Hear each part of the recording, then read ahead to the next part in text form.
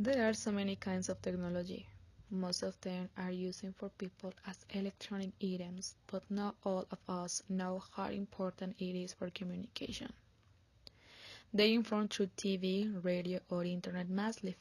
In consequence, limit does not exist between countries or people.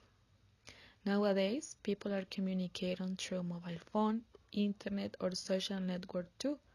But what does it mean? The digital gap are less every day in the world because having internet has become a necessity rather than a luxury.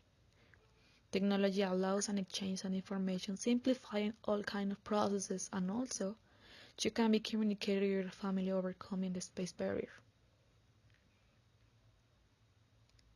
People do things quickly than years before. There are a lot of information surfing the net so people can find only one in one click. A lot of families are distanced by each other because of being chatting or playing with their mobile phones. People are becoming sedentary, that is carrying serious health problems like obesity and heart diseases. If the government gave me the support that I required, I would build a solar machine that it supplies electricity for poor people. In that way, poor people will benefit in their houses and schools. Clean energies are becoming more and more common, but nobody really do things to fight with that problem. It could be made by solar cells that store solar rays, and while it happens, children can play near it, and when they hit the machine, this machine is going to generate more energy. Mindy Orr said that technology has significantly changed the way people communicate. Mindy said people could send an email message and quickly get a response, whereas just sending other written correspondence might require a longer turnaround time. Mindy said that the use of social networking sites allowed people to reconnect with others they may have had lost contact with over the years. Mindy said that the use of online chats forums allow people to converse with others across the street or across the country in real time without picking up a telephone. Mindy said that the popularity of blogging had increased over the years. Mindy said that these calls allow people to see one another on a computer or laptop screen while talking. Mindy said that the popularity of cellular phones had increased in recent years because this portable telephone allowed people to stay connected about anywhere they may go. She said, in addition, that to placing or receiving voice calls, most cell phones provided the ability to send text messages to other cell phone users. Hayley Eastman said that social media sites were constantly changing, evolving, and developing information. Michael Carter, a senior from Orange County, California, said that he used email usually for more professional things. NicheAdvertising.com said that 79% of people use their smartphones to check their email.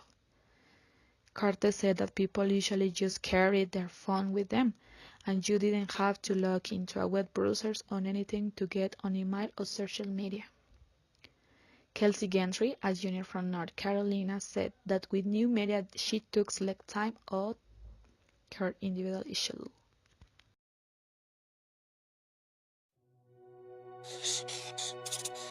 I've been thinking about something.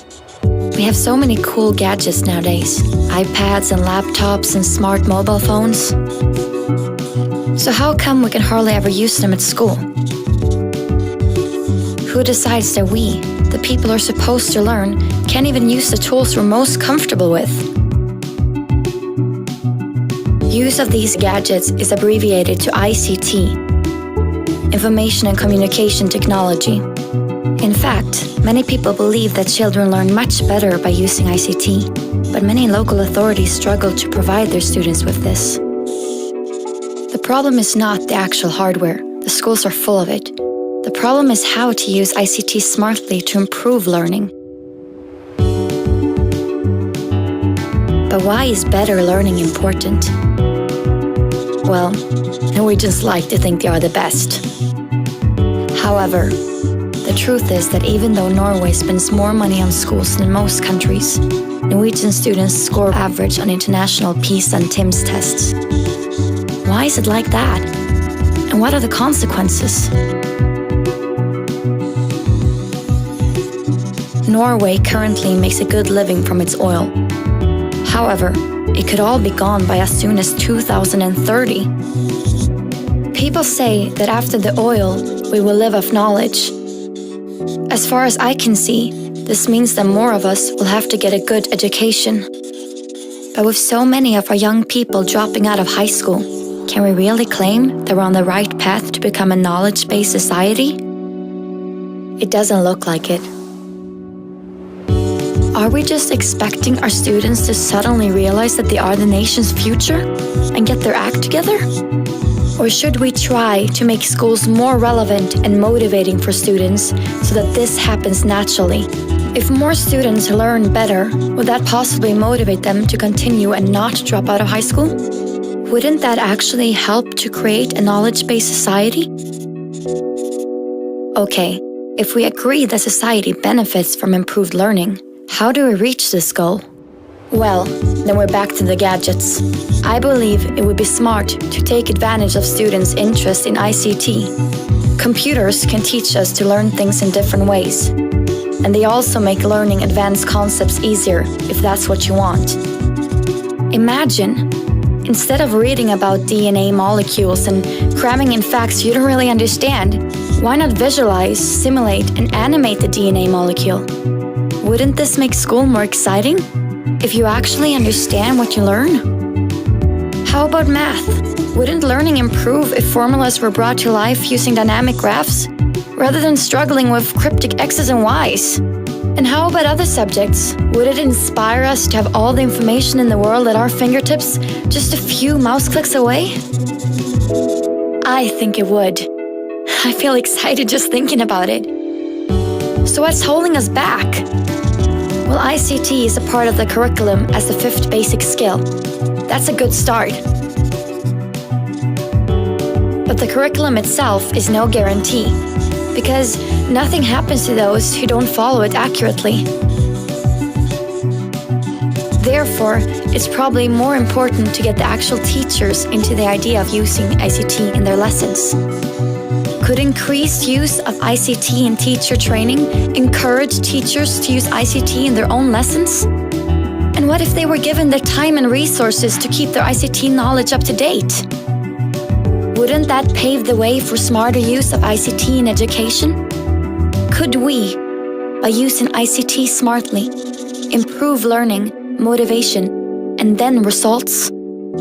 If we could do that, wouldn't we be better suited to create the knowledge-based Norway of the future?